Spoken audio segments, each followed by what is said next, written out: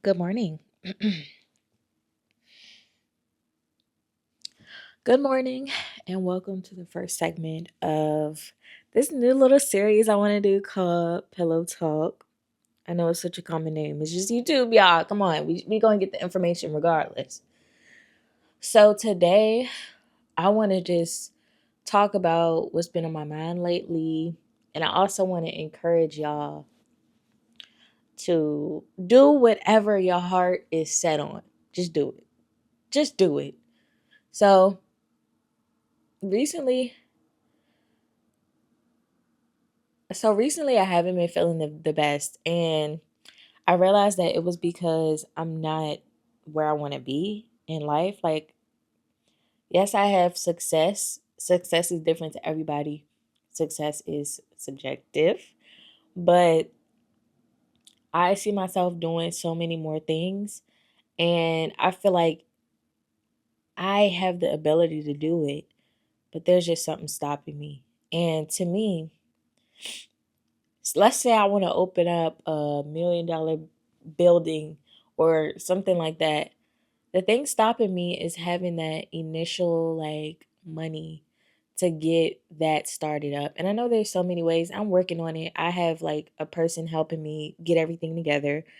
But it just seems like when I try stuff, it doesn't work.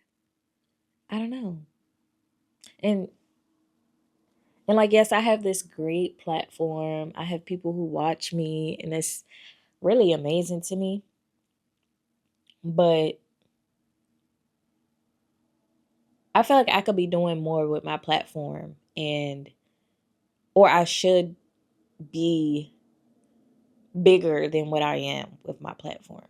Like I don't know. I feel like I should have a business set. I should have my employees set, like all of that stuff. I feel like I should have all of that. The thing is, I have all of the knowledge and I tell other people what I'm about to tell y'all, but I never tell it to myself. Anything that you have set on your heart, you didn't put it on your heart. Like, this is not your work. Don't take credit for it. This is God's work. This wasn't your idea. This was God giving you an idea or God showing you what. I don't know if we have multiple futures or if we have one set future, but God is showing you the options that He has for you or the path that He wants you to go down. So I have these great big dreams. I don't have regular dreams. I have great big dreams, and it's just a matter of how do I get there. That's just like the challenge for me because I can see it, and that's the first step, but it's just a matter of like, how do I get there? Some people were born into money and they don't have to worry about getting a loan to start a new business and paying it back. Like, I have so many great ideas, and it's like I have to go through hoops to get this stuff. Like, I don't know. But anyway, that's not what this video is about. I just wanted to tell y'all what has been on my mind lately. It's like I want great success. Like, I have so many talents. I have so many avenues. I have so many. Why have I not reached the level of success that I want yet? I just don't get it. I don't know. I feel like, I post every day and it's not even about clout. It's not about clout. It's about what I have in my life. Like, I don't care about social media.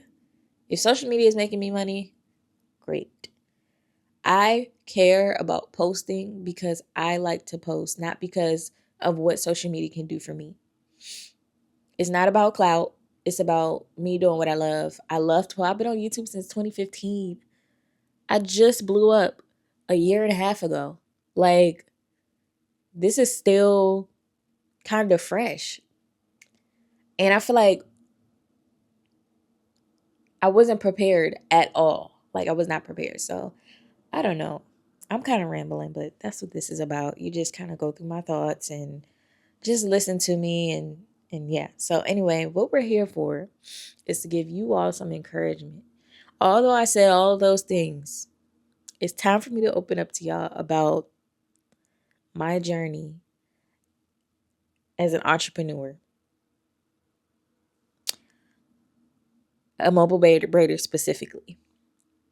So, y'all know that I came to Atlanta. Damn, it's been 3 years. It's been 3 years. I've been in Atlanta in 3 years. Oh my gosh. Okay, so I can talk to y'all about this now because it's old. But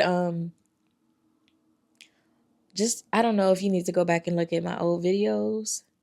When I first moved here, I was not okay. Like I was struggling.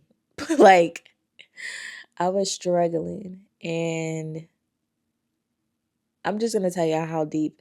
I've been wanting to tell y'all this, but it's just like you got to kind of be out of a situation to talk about it and encourage and use it to encourage other people. You can't be still in that situation like, oh yeah, I did this and this and this. Okay, so what happened next? I'm still in it. Like, huh? So what are you trying to tell us right now? So basically, when I first moved here, I told y'all I didn't blow up until a year and a half ago. A year and a half ago is when I stopped being poor. Literally. Like I had an apartment. That's why when I got my Tesla, I was kind of like, I can do this. Like I didn't know I could get a car like this. Like so first moved here, I came here with $3,000. And I didn't know why I had to be here, but I knew I had to be here. I felt like I always listen to God. I always listen to my inner gut. I always listen to a combination of things. What I feel like I'm hearing, and then I obey. I had no idea why I needed to be in Atlanta. I just felt like God wanted me to be here. So when I had the instant thought, I met somebody down here and I was like, at least I'll know this one person. Like if I go down here, my cousin was down here my first month that I was there. Okay. I had no issue leaving Maryland because I'm that close to my family. So I was like, I don't have anything to, miss. I can just get up and go and start a new life, literally. And this was actually after my ex or boyfriend at the time, whatever we was in a situationship. We was on and off for years. But after he had passed, okay, no, I don't work on Sundays. Okay. No, that's not gonna work. Ugh, okay. So what was I saying? So this was like soon after my situation, boyfriend, whatever, at the time. We had been together for 5 years at that point, on and off.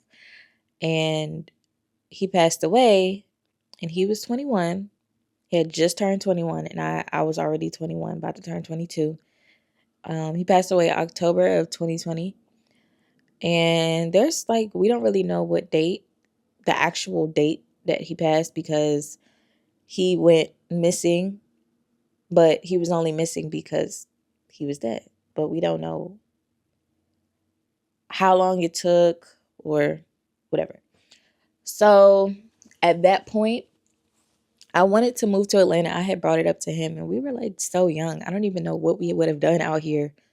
But I brought it up to him, and he was like, nah. And I was like, you know what, you're right. I'm not leaving you. Like, we not. So yeah. When he passed away, I felt like I didn't have a reason not to be here anymore. Not on earth. I mean in Atlanta. Wait. I didn't have a reason not to be in Atlanta anymore. So I did my first apartment. Y'all saw the whole journey. Y'all have seen my whole life.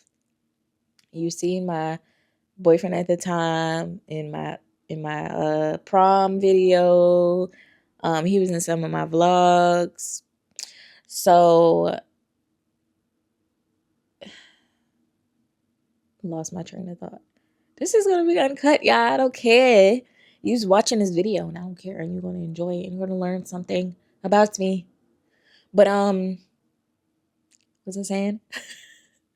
This is how I am. I just lose my train of thought. That's why, like, when I'm teaching and everything, people be like, "You're a great teacher," and I'll be like, "How?"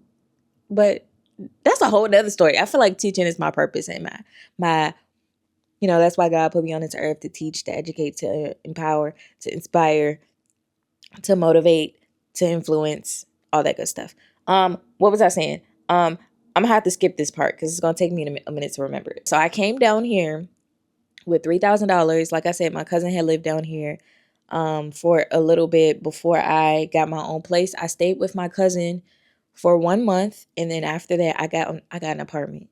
That's a whole nother story. That's an entire nother story. This is about poverty. So how I got the apartment, basically, I had somebody write me an offer letter, and yeah, I had nothing. I didn't know how I was going to pay my bills. This was my first time I'm in a different state. I don't have any income. I don't have any clients. I literally started from zero. So I think when I first got here, I ruined my credit. I was trying to figure out how to live. I ruined my credit. I mean, Klarna Afterpay, credit cards maxed out, not being paid. I'm in extreme debt. I got student loans. I have no income, but I also have this big rent on top of that. And I could have lived in an area where rent was only $900. But in Atlanta or in Georgia in general, and in most places, unless you're in deep south or somewhere where there's a low population, $900, you get a closet, you you get a bedroom, you get a bathroom, you get a kitchen. And who's to say all of it is not in one room? Like, and it's in the hood, and you got to deal with a bunch of BS. And I was not trying to put up with that as a woman living by myself. I wanted to go to a place that I felt safe at, so I toured this place. I felt safe. The person that I knew lived not too far, so it was like, okay, if anything happens, you're down the street. My cousin was kind of farther out, and I did not want to live that far out. She was all the way in like Conyers. So I knew I wanted to live closer to the city, but not in the city. When I toured the city, when I first came here, I thought I wanted to live in the city. But after I toured it, I said, oh no, I can't live here. Like, this is not it. So then I went to the outskirts, and I was like, okay, this is cool. Basically, I got approved for the apartment, and immediately they're like, all right, you need to pay first month's rent, security deposit, all these fees, and then money just was gone, just like that. I had $3,000, and I ended up with nothing after paying all of that stuff. So like, me and my friend moved everything in by ourselves. It was a process. I had to keep my things in storage for a few days and then move it out of storage, and I had everything in my car, all of my belongings in my car for the first month of me being here. And it was very humble beginnings, y'all. Like, I worked at a salon, and I was there for 1 month. Then they started asking for like $100 a week. And I was like, I can't do that. I don't have any money, literally. So I had to leave them. And even now they still be like, you want to come back? I'm like, come back? Heck no. I told y'all, I understand this business, but they knew my story. They knew that I came here with nothing and I was trying to build up that clientele. They couldn't even provide me with clientele. So it's like, I'm just here wasting space, and y'all want me to pay for that space that I'm wasting, because there's nothing being done here. There's no heads being braided in this shop. And if it's up to me, it shouldn't be up to me, because I have a booth. I don't have a suite. So they basically weren't doing their end as far as getting clientele for their business. So they kind of put it on us, and you have to pay this certain amount. Now, for chairs, I don't think that's appropriate. I think that's appropriate for somebody with a suite, because you're kind of like independent. I was not independent at the time, but Anyway, so moved in, everything was great. But I had 2 months free, and then, or 1 month free here. By the time the next month came where I had to pay rent, I didn't have any of it. And I think at that time I had like one client within that whole month, literally one client. And I had to ask my mom for money. And during that time, we didn't have the greatest relationship. So it was just like, I need you right now. Like, I, I can't even, it's hurting me to ask, but I would go through and ask people for money in my family that I trusted and that I know loved me every month. Maxed out my credit cards, everything just to live in a like decent apartment, nice apartment. I didn't care if the rent was high, too high, but not too high. I didn't care if, what am I trying to say? I didn't care about living somewhere that I didn't feel comfortable. I would have rather scraped pennies together to live in a safe, gated area, me living by myself, before I went and go lived in the hood for $800 a month. That just was not happening. Y'all was not getting that out of me. I was like, I didn't grow up that way. I'm not going that way. I'm going to figure this shit out. So it was a struggle. And I think, I don't know how I found out about, I got an eviction notice. So I got an eviction notice, and I don't remember how I found out about this thing called rental assistance. But I had to go to court for the eviction. I didn't know what I was going to do. Literally, I was like, I'm going to be homeless. Like, I'm going to have to go back home. I'm going to have to figure something out. But basically, I went to court, and that's where I found out about rental assistance. They were like, sign up for this and we'll basically pay your rent for however long. All you have to do is submit your information, proof that you can afford your rent, and all that good stuff. So like the whole first year of me being in Atlanta, I was on rental assistance for a whole year. I didn't pay a dime, and I saved up so much money, like thousands of dollars I was able to save up. And that was from me being so cheap. Like, of course, I got groceries, but I didn't do no shopping. I didn't do no going out to eat. Of course, I mean, I did do like going out to eat. I would go out here and there, but I didn't spend any excessive money. Like, I didn't get a couch until I don't know how far into my lease. All I needed to make sure was that I had gas in my tank so I can get to my clients and my lights were on, my phone was paid for. Even then, I was still kind of struggling because I still had to save up almost every dime I made. But that was the most money I've ever saved in my life. So fast forward to the next year, and suddenly they're telling me they're not paying for my rent anymore. And I think just the whole system kind of shut down, of rental assistance kind of shut down. And I was like, no, I had like 4 more months on rental assistance. And I was like, I expected to have that 4 more months. I think it was 6 months. It ended in like January, and I had until like July or something like that. And I was just like, dang, what am I gonna do? But ever since then, I hadn't struggled to pay rent. Ever since then, I hadn't struggled to pay rent. Literally, when they cut that rental assistance off, it was up. Because at that time, I made a video and it went viral. And I kept applying that pressure on social media. And ever since then, my books have been busy, so much to the point where I had to hire people and give them books, give them my clients, and take a commission. I think I had gotten my first, just for transparency, I still haven't been flued out because people don't want to pay the price. That's another thing that I'm like I think is weird that I have not been booked by a celebrity yet. I think that's super weird because I have reached millions overall. I think my channel has like 40 million views. So I'm like, how haven't I been booked by a celebrity yet?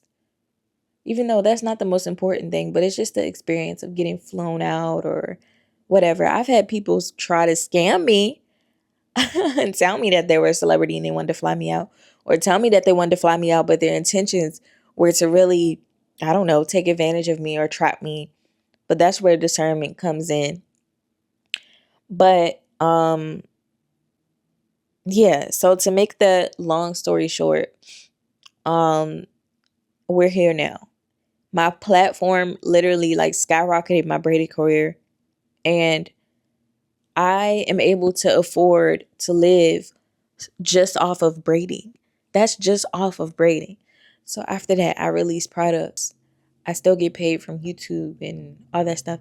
And it's just different because I couldn't even go out when I first moved here. And I met some people and they're like, oh, come out. And I'm like, I don't have any money. I can't go out. Like, that's just not going to happen. And so my message to y'all, what person is it? My message to y'all, and the reason I'm telling y'all my story, I was on rental assistance. I couldn't even afford, literally one time I couldn't even afford sandwich and bread. Like, it was so bad, and I was in such a bad space. Entrepreneurship journey will test your faith, and you literally just have to have faith. Faith in God, faith in yourself, faith in your future, faith in everything. Faith is going to carry you through entrepreneurship, but scared money does not make money. So if you are not scared, if you are scared of the chance of not being able to pay bills, which is normal, because if I would have came here and known that I would have been struggling, I probably wouldn't have came here. But if you believe in yourself and you know that you have a good product or a good service, you have to take that leap. Nobody's going to do it for you. There is no reason that you should let years go by without you acting on what your actual passion is and then still going to clock into a job that you're not happy at. The only reason that you're still there is because you have a guaranteed check. That means nothing. What about your time? What about your happiness? Think about that. Rich people think that rich people don't have no time.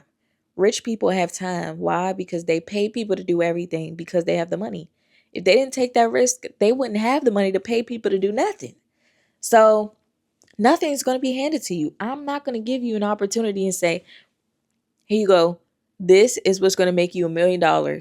Do this. It's never that easy. Nobody. It's never that easy. You have to figure out, first of all, you have to start. You have to figure out what you love. If you don't know your passion yet, you're already on the wrong path. You don't know what you're passionate about. You don't know. You're not supposed to, you don't have to necessarily know your purpose yet, but know what you're passionate about. What do you like to do? What do you do so effortlessly that you could make money from? For me, that was braiding. And obviously, I'm not the best speaker, but I can get messages across to people and inspire people. So me telling my stories of me being a mobile braider, and that just kind of, made it go up. Find that thing that you love that you can make money off. And you're not gonna make money at first. But the more you push and the more you believe in yourself, that money will start to come in, and you'll be so happy that you even started in the first place. That's why I'm here. For those who don't know, I have a mobile braider. Well, it's not really mobile braider mentorship program anymore. It's strictly just braiding. And if you are interested in being a mobile braider, then you could do that too. But it's a braider boot camp, and I basically teach you everything that took me a year or so to catch on to, 2 years to learn in 4 weeks. So if you are interested in that, the next round starts January 1st. And it's gonna be until February 1st. But Yeah, y'all, it was a struggle. Entrepreneurship is not pretty. It's not going to be handed to you. You're not going to have all the answers, but you have to take a leap of faith. If you never take a leap of faith, you're never getting anywhere. If you're comfortable with being comfortable and you just want to stay comfortable, you're going to be uncomfortable for the rest of your life, paycheck to paycheck, rat race. That's just how it is. So if you don't want to do that, take the leap. Start that business. Well, you can keep your job and still have a business, but don't let that job. This is one thing you gotta remember: when you have a job and you're trying to do a business, the job takes up more time than you have time to focus on your business. The goal is to have time. Think about this. One thing that keeps me going as an entrepreneur is the fact that I don't want my kids to only see me for 5 days out of the week after 6 p.m. What kind of raising is that? How were you raised? I was raised that way. I saw my mom after 6 p.m. for 5 days a week. On the weekends, she was probably too tired to even do anything. But that's the reality that Americans have. They have to work, we have to work, and then we see our kids when we can. And I don't want my kids to have that experience. I want my kids to be able to walk into my office while I'm working from home. I create my own schedule. If my kid is sick, I don't have to call off work. I am the person that makes my schedule. So my kid, okay, close my laptop. Let's go. Let's go do what we gotta do. We gotta go to the hospital. We gotta do whatever. My goal in life is to be there for my kids, be there for my family, be there for my husband. And I don't want anybody around me working if they don't have to.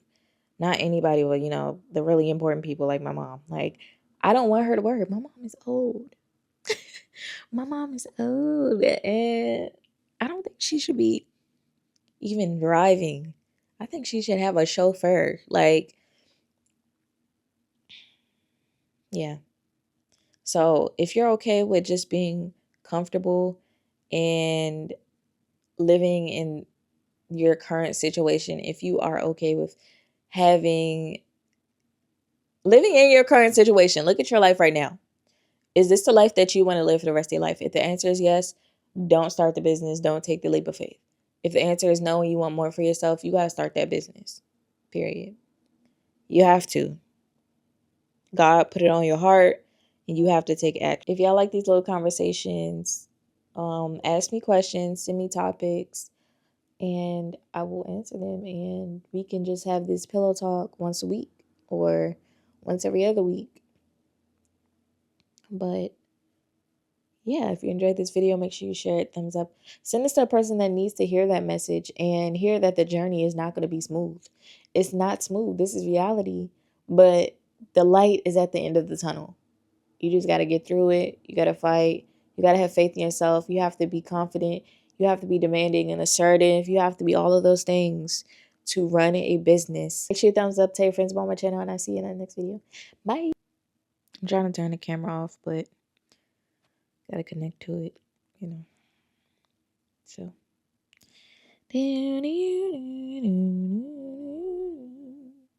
Okay, bye, y'all.